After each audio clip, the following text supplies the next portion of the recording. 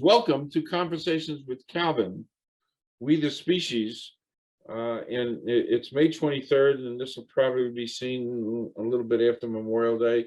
I'm with a children's author and so much more, Casey WAESCHE, who wrote this, I'm the Boss of Me. We're going to talk a lot about this children's book.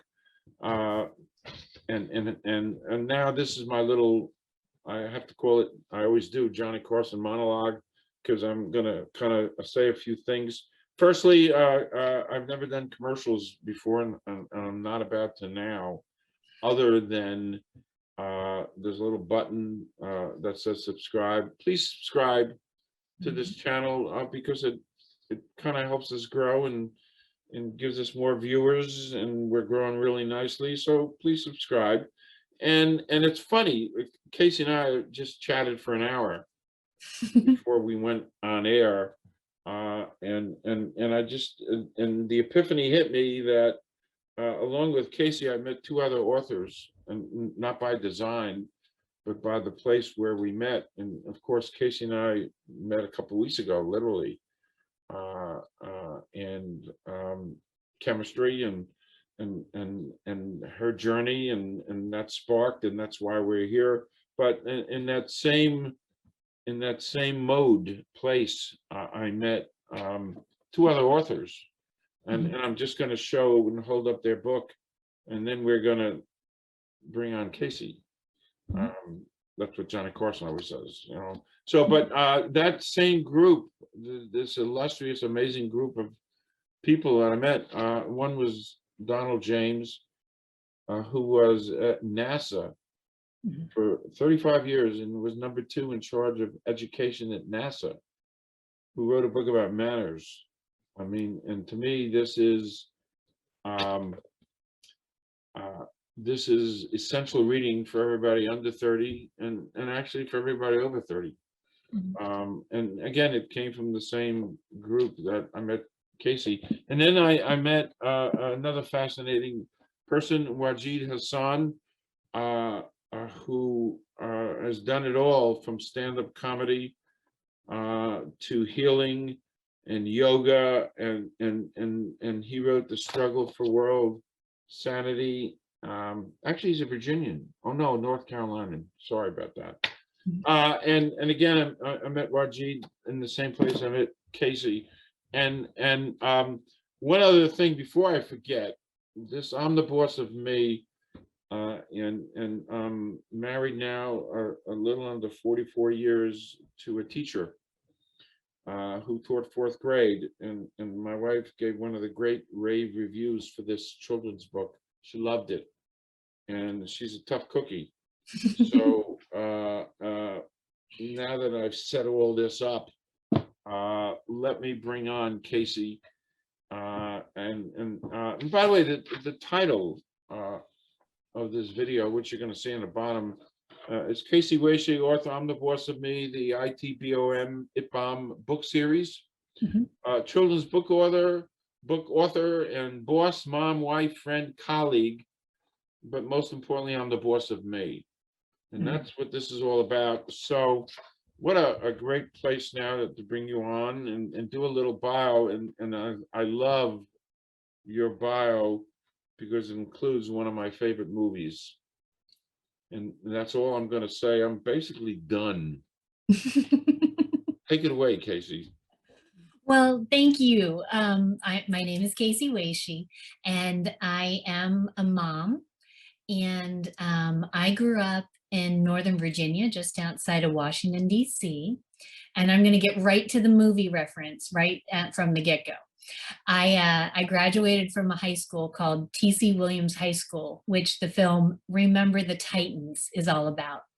And we recently, here in Alexandria, we just renamed the school the Alexandria City High School. And we did that because the T.C. Williams, who the school was named after, was a segregationist, was a very avid segregationist. And the city of Alexandria decided it was time to take away naming the schools after segregationists. So they changed 3 school names. T.C. Williams was one of them. It's now the Alexandria City High School, but we're still the Titans. So you can still remember the Right, Titans. that's right, that's right. Yeah.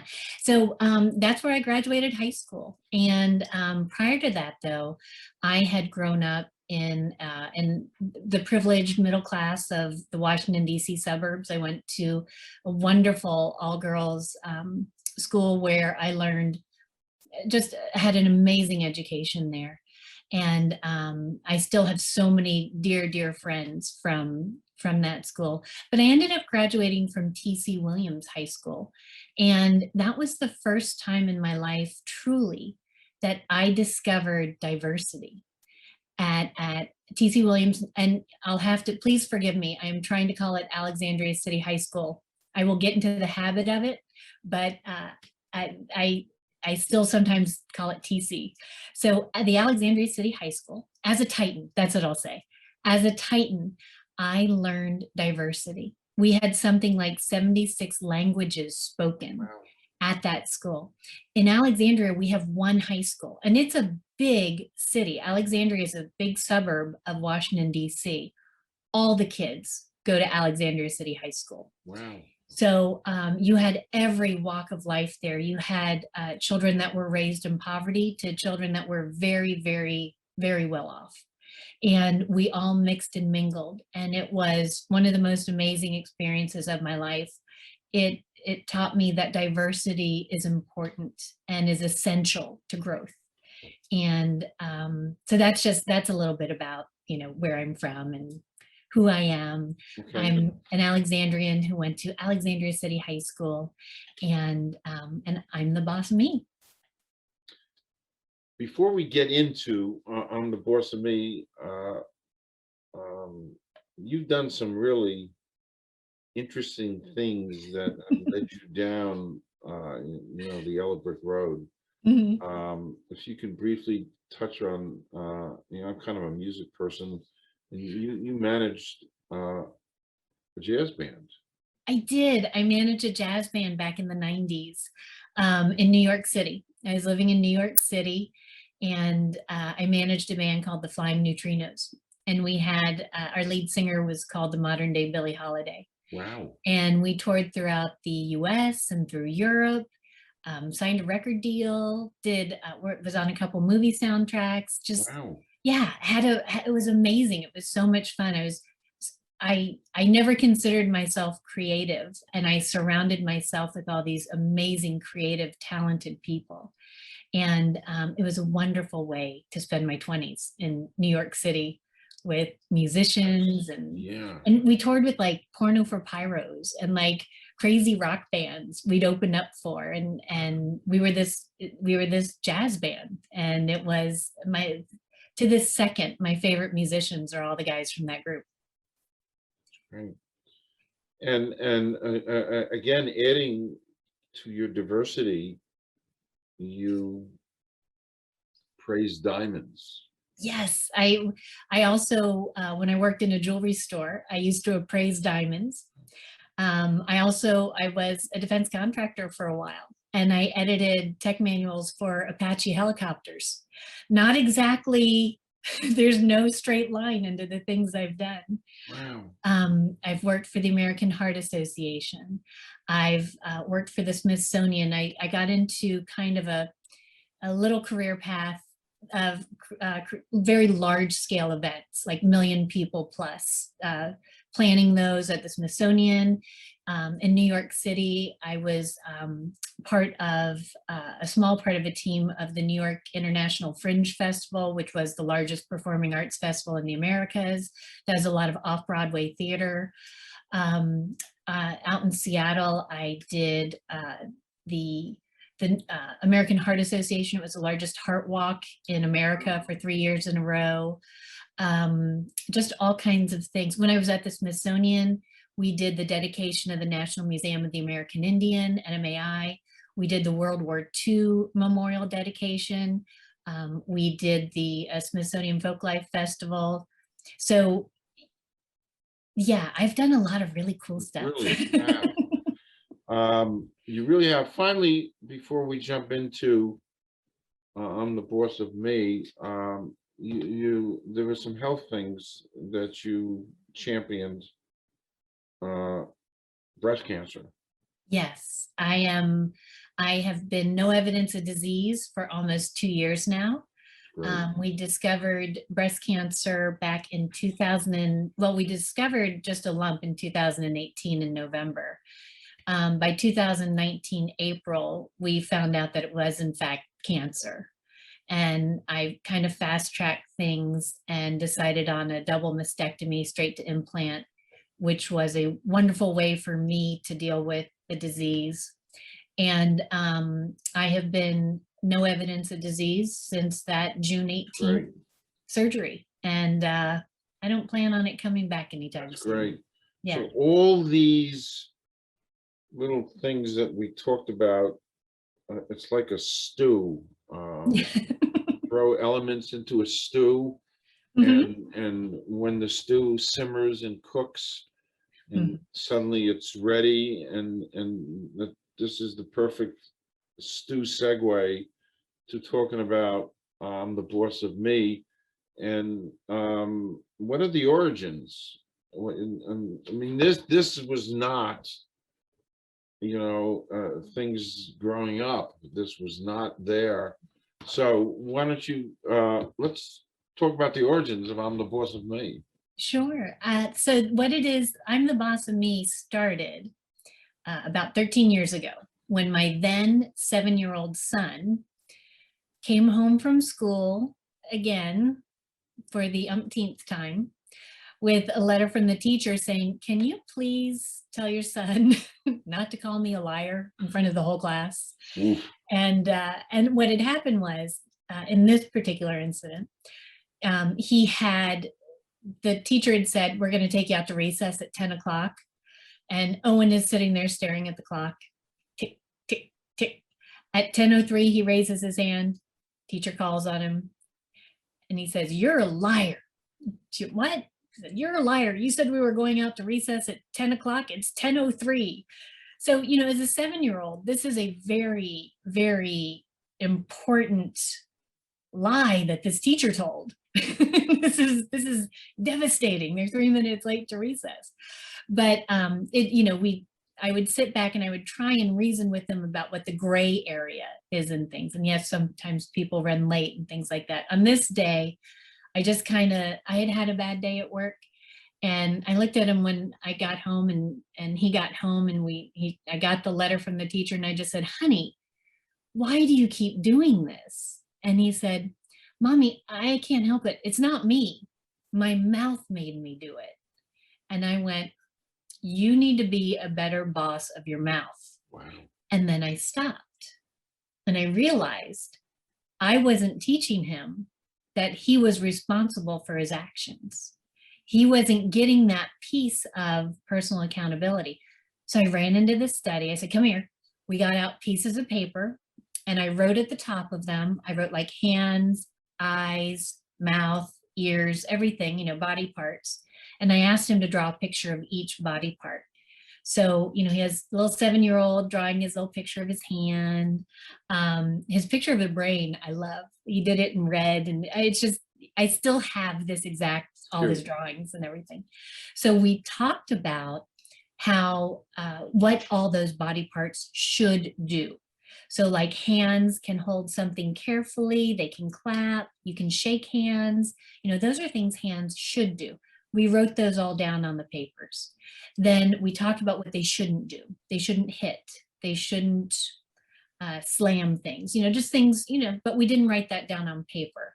I wanted all the positive stuff on paper. So we did that with eyes, ears, nose, throat. The one I was trying to get to, the whole, reason we were doing this exercise was the mouth. So I said, well, what should your mouth do? And we came up with the mouth should say nice words in a friendly voice. It should eat vegetables, and it should stay shut on certain occasions. That was what I thought my messaging was going to be to him, and personal accountability and stuff. But we gathered all those papers up, we stapled them together, and we kind of put it away. And change didn't happen overnight. He did not immediately become a great boss of himself. But that exercise that we did opened up conversations. So when I get a note home from the teacher about him not standing in line or, doing stuff, I would say, honey, were you a good boss of your feet? And he's like, no, I wasn't a good boss of my feet. And he was learning that it was up to him. It wasn't somebody else doing it. You would say, well, so-and-so did this. I'm like, I don't care. You are the boss of your feet. That's what you need to focus on what you are the boss of, what you are accountable for. And over, 13 years of drilling that into his head and drilling it into my head, like sitting back, I've sat back at different times and been like, oh, I wasn't a good boss of me right there. That was bad boss behavior on my part. But, over 13 years, he's 20 now in college. Wow. He has a full academic scholarship. Wow. He's the boss of him in his college career, and he's making big boy decisions, and he'll be furious that I said it that way.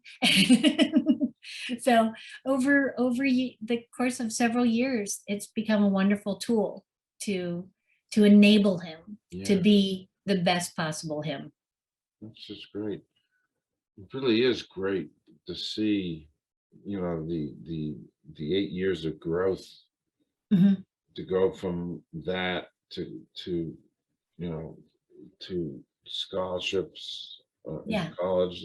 That's just a great, and to keep on tracking him. And I've learned as a parent, uh, a great lesson. It's funny, my wife and I were talking about it yesterday, hanging out with my son and daughter-in-law and family. But the input equals the output. Mhm. And I'm just kind of making that up, but I don't think I made it up. But what you put in, you get out. And everything. Yeah. Mhm. So let's talk about now um, the three main themes of this. Mhm. I'm the boss of me. So there are three themes to this. If you could elaborate. Sure. So it's what you just showed was just a little board book. It's only 13 pages long. Yeah. And you can, if And you I'm flip, just gonna flip up. I might as yeah, well do that. yeah. Just kind of flipping a little bit. The artwork is great. You'll talk about that artwork soon Mhm. enough. The Yeah. artwork is wonderful. Yeah, I have an amazing artist. Yes, you do. Um, and I'm literally showing basically a big chunk of the book. Yeah. Uh, it's brilliant. By the way, if you study it, really study and go introspective on it, it's brilliant. Well, and I'd love to say that that was my goal the entire time. But again, it really goes back to I was just trying to help my son control his mouth. But in the process of all that, what ended up happening was these three themes emerged. And the first one was personal accountability and responsibility for one's actions. And that's what I was trying to teach him back when he was 7. You're in charge of your mouth, you're in charge of your hands, you're in charge of your feet. That's the one I really was, that's what I was all jazzed up about. I'm going to write a book about this. And I thought that was going to be fantastic. And I'm thrilled and I did it. The next part was also deliberate. I really wanted diversity. I wanted diversity and inclusiveness. I wanted any child to look at this book and see themselves and say, oh, look, that looks like me. Hey, I can be a boss of me. And I have things in there. I have as many different skin tones as you can have on 13 pages. I have, I have a person in a wheelchair. I have somebody with glasses. There are braces in the book, a little girl with a bindi. Like I want as many people to sit back and say, oh, yes, I kind of look like that.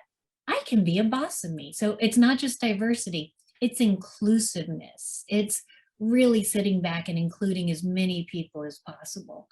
And then the third part, which was totally accidental, that I didn't realize I was writing at the time, but every single teacher, child psychologists, childhood specialists are saying this book is so important for a child's body autonomy and body safety.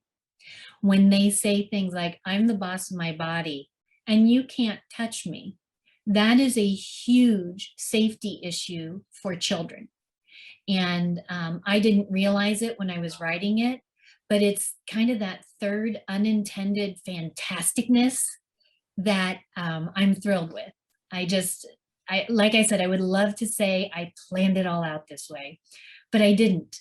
I just wrote it. I had an amazing illustrator, and all of a sudden people are telling me this is the book that every child needs to have for those 3 reasons. Well, you just said illustrator. How about saying a few words about your illustrator? Oh, sure. Yeah. So my illustrator is Oscar Stashwick. He's amazing. You can see the pictures. He makes my words come alive. I send him the words and I don't even say, hey, do this or do that. I did say, like, put an animal in each corner and put a number in the top, because I'd love for, just a little, kids love to have animals in the corner. And we can teach counting. He would send things back. And it would, I would tear up. I'm like, you understand what I'm trying to do. And I'd only have to do like a little tweak, like, hey, switch page 18 with page 19, or put the turtle on that page, or, just little things like that. He just is amazingly talented. And I found that one of the hardest things you can do when you write a book is finding an illustrator. It's next to impossible. You can try. I went through a bunch of different great artists, but they weren't right for the book. I know Oscar's dad. We used to pal around in New York City. He was good friends with the band. Actually, he is an actor. That's funny. And so he had posted when Oscar graduated from film school, posted on Facebook, all right, my son just graduated, someone hire him. So I was like, all right, I'll try. And I reached out and I was like, Oscar, do you want to do this? Send him some stuff. It came back. We've been working together ever since. That's great. And he's doing his passion right now. His passion is animation. And I want to tell everyone to hire him, but to leave me the weekend so that he can still, illustrate my books. But he's actually illustrating, or he's animating right now with a group called Renegade, I think Renegade Animation, Renegade Films. But he's doing his passion, which that I think is amazing, being able to do what you love to do. It sure is. Yeah, he's great. Sometimes it takes a long time to find that passion. For me, it was like half century. That's me. This children's book. I'm in my 50s. Yeah. And here I am, and it's my favorite thing in the whole world. I could talk about it forever. It's like, who knew what was inside you?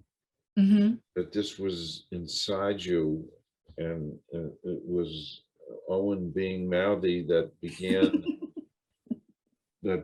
the journey. Life is so funny that way. I don't want to get heavy.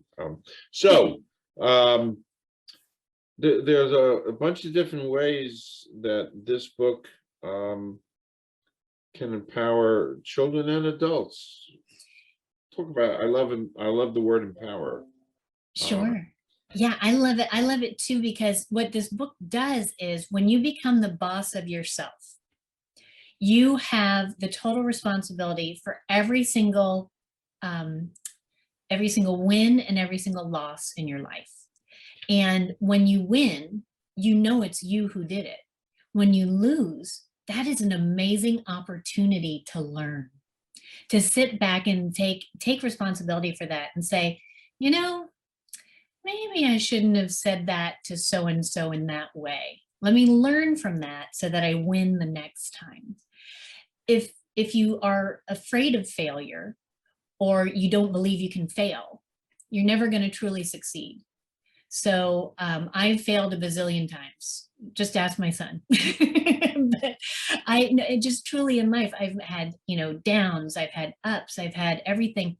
And when I looked at everything like it was a lesson for me to learn, and I was no longer afraid of being wrong, that's when I realized, wow, I'm the boss of me. I'm doing things. I'm learning from my mistakes. And once I learn from my mistakes, I don't do them again. So I get to go on to whatever the next lesson is to learn.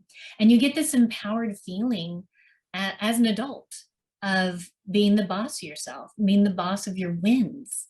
So if we can teach children this at a very young age and let them have it as they're growing, like this book is technically a board book. So the age of 0, where they can just chew on it. It's safe dye and everything. I made sure of that. Wow, you thought Yeah, of everything. it's made in the USA. The dye has been tested. It is not harmful.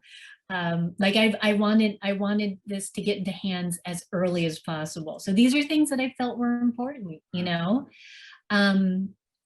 So when you have a child that's opening a book and their lesson is not I'm bossy, that's not the lesson at all, but I'm the boss of me. I can learn, I can do. You know, one of the best things, there are 2 things that all kids say. The first one is, you're not the boss of me. They say that to anyone they can, whenever they can. But then the other thing that they say, and they say it with joy, they go, I did it. So when they can say I did it and they were the boss of themselves doing it, that just teaches self-esteem. That just teaches amazing personal ability that they'll be able to take into their life and be the best possible them. And I think that's our role as parents. So much beneath the surface. Mhm. You know, as you open the book, there's so much involved. I think there's a great success story. You also mentioned to me about an educator, Dr. Parks. Oh, Amy Parks, Dr. Yeah, Amy. what she did, she's an educator, preschool and early childhood, and what she did with this. What did she do with this? So she's a child psychologist. She has 3 practices, and she's teamed together with a group called All Ages Read Together. And when I say she's partnered with them, what she did was she read my book and said, I need as many of these as possible. And she bought 120 copies and she distributed them to all ages read together .org. And she wanted to make sure that all the preschools had them. They have something like 20 preschools here in the Northern Virginia, Washington, D.C. area. And just last week, she read at 2 of the different preschool graduations. I'm reading at a bunch of them this upcoming week. And what she did was she bought 120 copies and made sure every preschooler graduate went home with one. Wow. And that the parents get to read them to the kids get to take the book home, take the lesson home. And what's neat is we're getting feedback from the parents that are reading these to their kids. And the parents are saying, you know, this is a great book. I kind of need to be the boss of me in this area. Or, you know, one of the ones somebody said, yeah, I think I need to be the boss of me with this pandemic 20 that I've put on. I need to be a better boss of what I'm eating. I need to be a better boss of getting to the gym. And it's just interesting how quickly people are able to take that and take ownership of Yeah. it Yeah. and use it in their own lives. So it's their children are teaching them. And while they're teaching their children, I just, another completely unintended consequence that I'm thrilled with. So that's part of what you're seeing now is part of your vision, your dream of Yeah. where this book finds its place. So it's part of a dream that you're beginning to see take place. You have visions of a series, Mhm. ITBOM, ITBOM, right? ITBOM. Mhm. ITBOM. So what are some of your, if you're allowed to say it, what are Yeah. some of your visions of ITBOM? So Oscar and I have 3 books in the process right now. And so what you have right there in front of you is the ITBOM board book, the 13 Okay. pages, that one. The next one is 29 pages. It's a continuation of that book. And it's a paper book, just like, you know, a normal paper book. So you wouldn't necessarily want a young child to have it because they might get a paper cut as they're chewing on it. But it goes on and continues the series. You know, it says, I can read, I can learn, I can wait for my turn, I can sit and be still, I can run up a hill.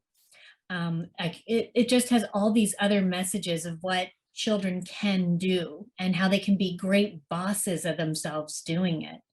I have, and there's even more diversity in there that I'm thrilled about. I have American Indian children building blocks. Wow. Because they built the nation, truly. You know, before we ever got here, they were here building this beautiful country.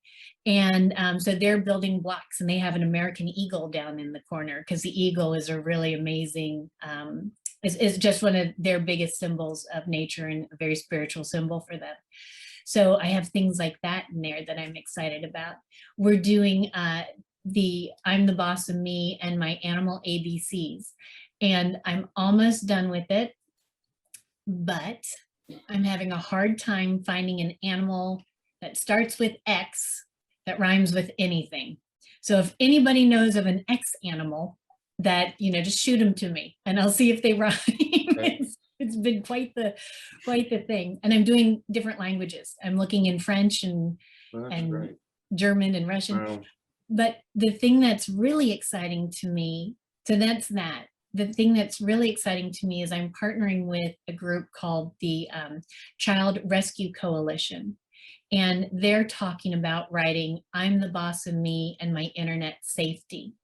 And their one and only goal, they're a nonprofit, and their one and only goal is to get child pornography, which they call child sexual abuse material, off the internet. It's all they want to do. And they're doing it. So I've reached out to them saying, hey, is there any, since this book is supposed to be so great about helping children, you know, not be abused, can you use it in any way, shape, or form? And I'm donating books to them so that they can give it to children. They have this great teddy bear and blankets program. They're going to include my books for the children. But they're also wanting to talk about writing I'm the Boss of Me and my internet safety, or my online presence, and how to be safe on the internet when you're a kid. So we've now gone out of, you know, the preschool and, you know, younger ages. We're moving into middle school. I want to start writing things like I'm the Boss of Me and my homework. Like, I wish I had had that when I was in high school. That would have been a fantastic book for me personally. And then I want to go up to adults and write like I'm the Boss of Me in my car. Just imagine when you get a new car. So when I was a kid, we could still play underneath the hoods of cars, flip the carburetor if it was cold outside and it was stuck. You know, we kind of knew how to do those things. Now we just drive off the lot and we don't really truly know. We're not taught what to do with cars. So maybe partnering with a major auto company and having them write that and put it in the glove box of every one of their new cars that goes off an assembly line one year. That would be fantastic. That would be a dream come true. But I really want to grow the series over lots of books, 30, 40, 50 books of what you can be the boss of, because you can be the boss of everything. So It should be. yeah, I'm the It boss should of me be. and my friendships, things like that. That's great. Yeah. Wow. With this, folks should know that you took this on a very special journey with a whole bunch of different mechanisms, but this is a byproduct of self-publishing. Yes. So So, I am self-published. yeah. I don't have a publishing company. I looked into it and I had people in the industry that were like, yeah, that looks like a great book. We'll be able to get it into production.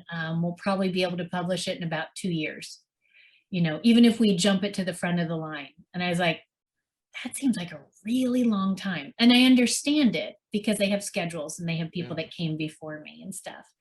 And I decided I was going to publish it myself. And I'm very fortunate that my son, who is the original I'm the Boss of Me kid, um, through all the years of my parenting, his childhooding, all the things that we've done together as a family, but mainly from him, he ended up with a full academic scholarship to the #7 public university in our country. Now, I had been saving up money to pay for college, and suddenly I didn't need to pay for the academic parts. So I talked to him and I was like, hey, Owen, I'm gonna do this. My husband said, when I recovered from, so let me step back. When I recovered from breast cancer, my husband said, you don't need to work. You need to recover. You need to do something that's gonna bring you joy. What is something you wanna do? And I just kind of sheepishly said, yeah, I'd really like to get I'm the Boss of Me. I'd like to do that. And so he's like, absolutely. So then I started looking into it, and I looked at things like print on demand and trying to find artists and all the various different things you can do. And I realized it was going to be the way I needed to have it done. It was going to be more expensive than, like, I wanted to pay Oscar. He's a professional. Artists are professionals, and I didn't want him to give me illustrations on spec. I wanted to pay him for his illustrations. And if they worked, great. If they didn't, that's fine. I'd find another illustrator I'd pay for. I wanted to treat everyone like they were full professionals, as if they were working for a publishing company. So part of that was because the first one was going to be a board book, I had to find a printer. Well, there's only one printing company in the entire United States that does board books. And so I had to track them down. I was on writers forums. I was all over trying to figure out, hey, does anyone know where I can get a board book printed? Because you can't do print on demand board books. None of the big print on demand companies do that. They're not set up for it. So I found them. They told me how much it was going to be. I was paying Oscar. I said to my son, I was like, hey, we need to talk. And he said, what? And I said, remember how you have a full scholarship for academics? And I'm going to take that money that I was saving for you, and I'm going to plug it into the book. And he was like, or you could buy me a car. I'm like, you're a freshman. Said, nope, not happening. And he said, no, go ahead and do it. So I got the full blessing of my son to take the money and I didn't use all the money, but to take the money that I was saving for him for college and use it to make my dream come true. And it's happening, it's working, and people are loving it. And it kind of makes me laugh a little bit, because to me, this is just a little book about me and my son and him talking back to teachers. And there are just so many people that are saying it's so much more, and it means so much and so many different things to different people that that it warms my heart. And my son's very proud, and this as a parent, if you can make your kids proud, you've done something really good. Correct. Yeah. Correct. What a journey. What a journey you've been on, in all the different parts, the working parts, as I've listened and read about you, and now seeing this. And in my very this is not my field, but this could very well become kind of SOP, standard operating procedure. Yeah. It could become that kind of a standard. And I mean, I marvel at this, and like I said, my wife marveled at it. Finally, the last question for you two is where are the places folks can get this book? Oh, sure. Okay. Yeah. Yes. Please run by it. Please go buy some for preschools if you don't have children, and drop them off at the preschools. Put a little sticker on there saying it was donated by you. whatever you want to do, Sure. let's get it in the hands of people. I have a sponsor preschool program on my website. So the first place you can go is to the website, which is www.imthebossofme.com. And there are other places. I'm in a couple bookstores. I'm in Wellesley Books up in Wellesley, Massachusetts. Okay, I just got into dog-eared books in Ames, Iowa. okay, I'm in Iowa too. I'm also in Whistle Stop Toy and Hobby in Alexandria, Virginia. They're my exclusive carrier here in the Washington, D.C. area. But those are the best places. Those are the in-person bookstores. and basically the website, I The mean, that's, website, yeah, the website is website. the best place to go. okay, Yeah, okay. yeah. Well, Casey, a few weeks ago, I didn't know you. I know. And now we've spent so much time now and before that. And I'm just so thrilled having met you and being a witness to this and it's my small way to kind of promulgate the work you've done and what you've done, where you're going. So I'm officially inviting you to come back anytime. We talked about that. I'd love to. And having spent this time with you was really very moving for me, Oh, thank you. really. And I thank you so much for sharing part of your Sunday. This is a Sunday. Mhm. And it's beautiful outside and we're here chatting and I think it's great. And I can't thank you enough. And I only wish you so much success with this. And it's kind of like jumping ahead of a couple of years. I want to be able to say, well, I interviewed her. Well, you know what you're going to say. You're going to say, that's Well, my friend Casey. yes. And she, I gave her start. That's what you're going to Well, be. I would love to say that. Mhm. And that would be a kind of a dream for me. That would be great. So thank you so much again. Only good things. Thank And you. come back. Oh, I Thank you, will. Casey. I got Thank you. the other books coming out probably in July, so I might see you in July. By the way, let's do it. Sounds good. Thank you so much, Thank you, Calvin. Casey. I appreciate it.